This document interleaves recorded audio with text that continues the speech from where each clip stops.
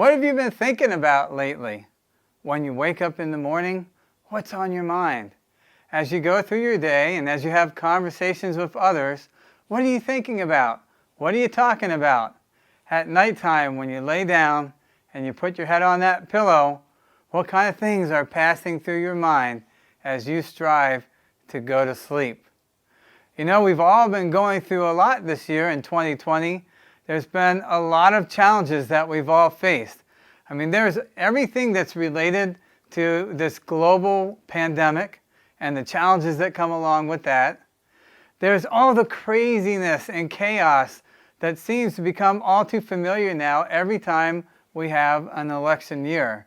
And there's just the tensions that have happened because of the different racial things that have been coming to the surface in our country over this past year.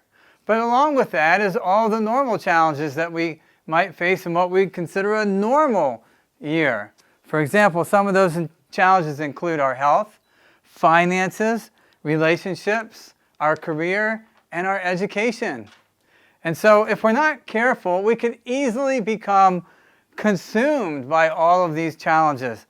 They could overtake us and really get us down. But did you know that Jesus lived during very challenging times, and he himself faced many difficulties in his life? And we've talked about this a lot of times in the Frederick church, that Jesus was able to thrive even though he lived during challenging times. And that was because, in part, because of the healthy choices that he made. Here's a list of them.